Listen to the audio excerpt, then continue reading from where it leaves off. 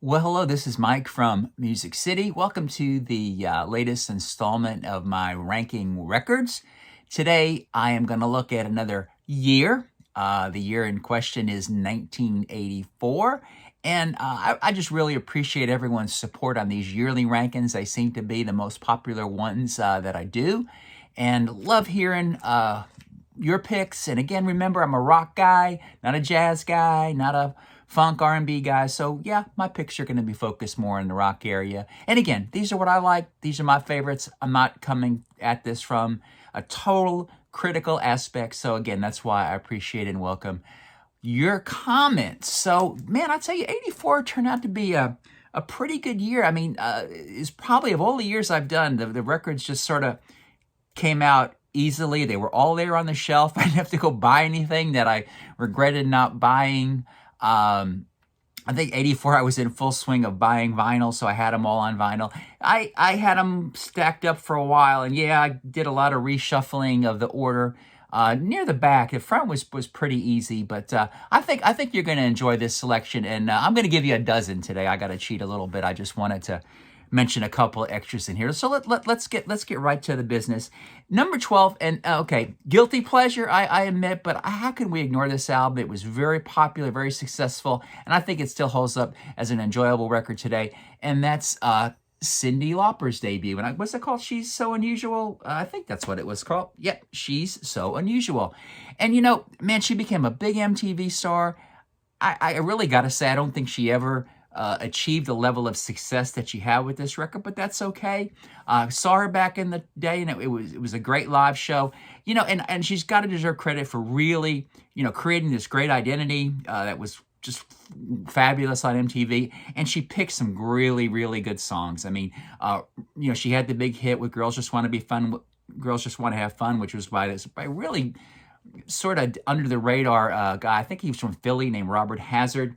Man, she did Money Changes Everything by the Brains. Remember that song? She did Prince's When You Were Mine, Jules Shear's Time After Time. You know, good stuff, good record. That's my number 12, and yeah, it's a guilty pleasure, but that's okay. Number 11, I think this is a record that really got me into this band, and I went back on their catalog after that, and that is Mirror Moves by the Psychedelic Furs. I enjoyed this record, saw them on this tour. They were great. I think the Ghost in You is just it probably, you know, if I don't know where it would fall, but it's in my top 100 favorite songs of all time. It's such a great song. Here Comes Cowboys, another good one. Heaven. It's a solid record from a band that, you know, I saw just a few years ago, so they're still at it, still doing it. And by the way, if you like the Ghost in You, check out Robin Hitchcock's version of it. It's pretty good. So that's my number 11. So now we'll get to the 10. Number 10.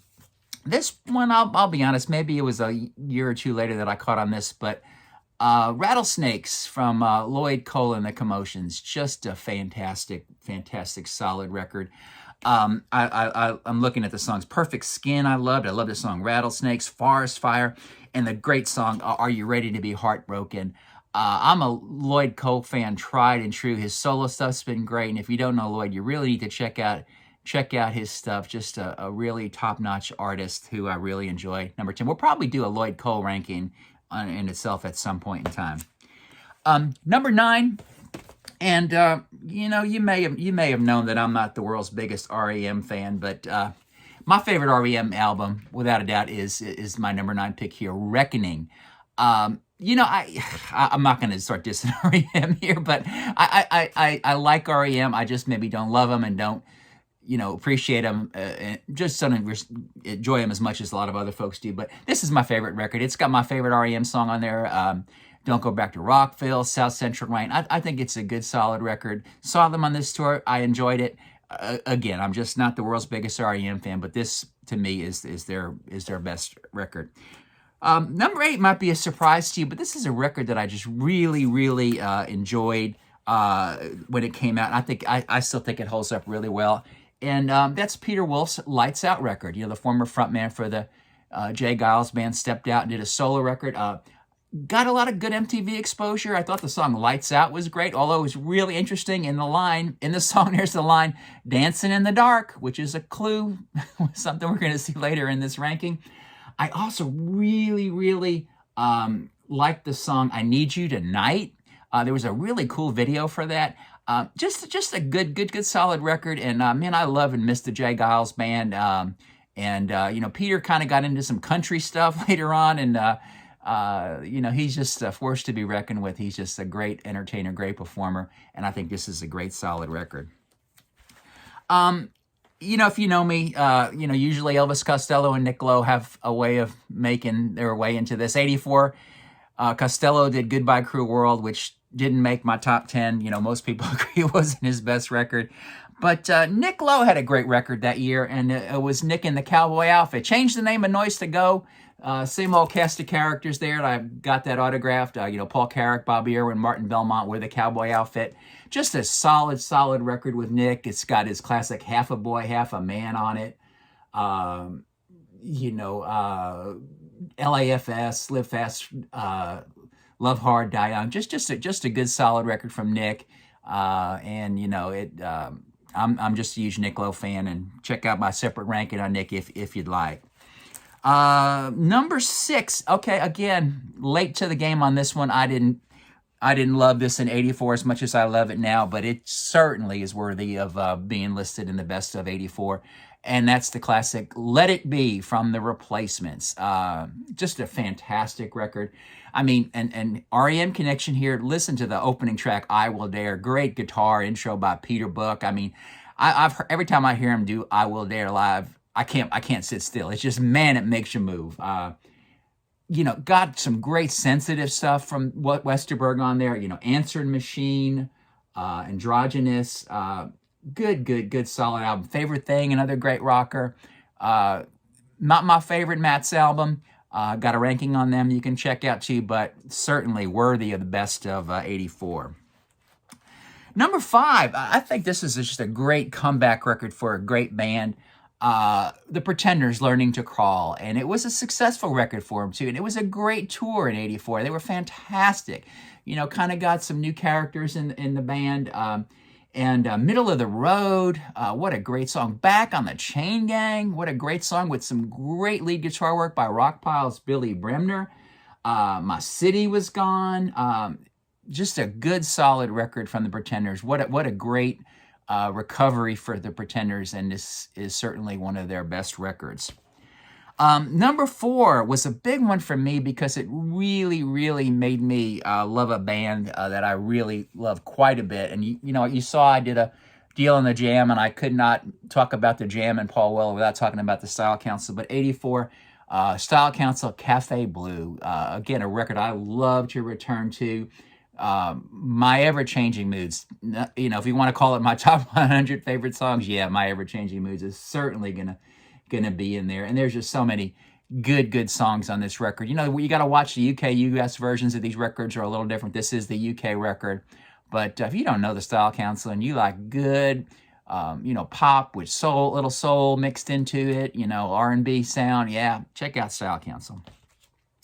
Now, the number 3, man, these are 3 really good records, and you know, I didn't juggle. I think I had the order pretty well set. But number 3, what a fantastic career-defining record for a tremendous band that is still together today, and I believe its original lineup, and that's the Wolves, Los Lobos.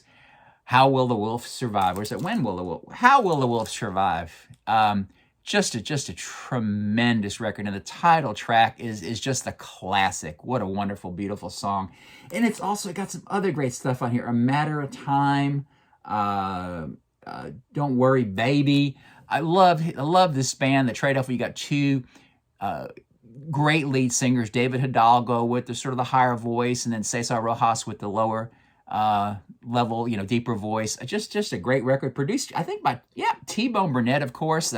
Steve Berlin co-produced, and Steve Berlin, you know, who was with the Blasters, you know, came in. I think this is when he may have joined Los Lobos. I just got a solid record. Look at that. Got it autographed by the band when I saw him in San Antonio, one of my prized treasures. If you don't know the Wolves, man, check them out. And like I said, still going strong today. Number 2, this was an easy pick. I mean, I love and respect this artist. I'm not a huge fan, and probably, well, I am a huge fan, but the problem is, man, this artist has put out so much music. There was no way I could ever keep up, and I know a lot of you have, who love this artist, and I give you credit, and I wish hopefully I can spend more time in a lot of the catalog of his that I have not explored, and that's the late great Prince. And the Revolution, the soundtrack to Purple Rain, without a doubt, the best soundtrack album of all time. And just on its own, what a fantastic, fantastic record, and really, brought Prince to superstardom, well deserved. What are my favorite songs on this? I've always loved "Take Me With You." I thought that was just such a beautiful, beautiful song. Of course, the title track, "Purple Rain." We can go on and on and on. But yes, Prince, you did it. What a great record, and my second favorite record of '84. Now, number one, yes, it is. I think it is the best record to come out in '84. My favorite record to come out to '84. I think there's a little bit of a look back on this record where, maybe the production values of it were very '80s. Personally, though, I listened to live. Well, we're talking about Bruce Springsteen's Born in the USA. Okay.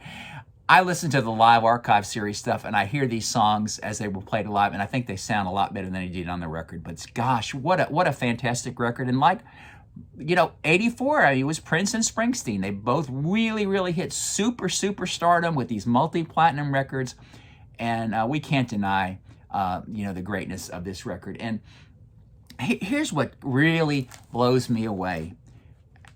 Let's look at how many singles they released from Born in the USA. The first one, "Dancing in the Dark." The second one, "Cover Me." The third one, the title track, "Born in the USA." The fourth one, "I'm on Fire." The fifth one, "Glory Days." The sixth one, "I'm Going Down." The seventh one, "My Hometown." 7 singles out of 12 songs on a record. That is pretty remarkable. I think there was a video for every one, and I want to say, that he had some chart success. So, congrats, Bruce. You put out a good record, and it's still, like I said, a lot of people question whether the production values still, match up today's standards. Whatever. Yeah. Great songs, great record, Bruce, and really did something for your career. Well, hey, that was kind of fun, and I got it in a reasonable amount of time for you to watch. That's my best of '84. I think next we're going to go back to the '70s. I think it'll be '73. We've got some other special type of ranking records planned, some artists, and some kind of little categorization things I think you'll find fun. Again, check out my other regular series, Great Forgotten Records. I'm going to do another one over the weekend. Looking for records. I'm planning on maybe going to a record store this weekend. We'll have for you. Unboxing we've been doing too. I think I'm expecting a new box set in the mail maybe tomorrow. Please, if you like what we're doing, hit the like button. Hit the subscribe button. The subscribers are growing. Remember, my goal is to hit the magic 1,000 mark in 2021. We're at 641 this morning. We're getting there. We're adding about 15, 20 a week. Appreciate all that help. Share it, like it, and thanks so much. And have a great day. Have a great weekend. This is Mike from Music City. I appreciate your support. Bye now.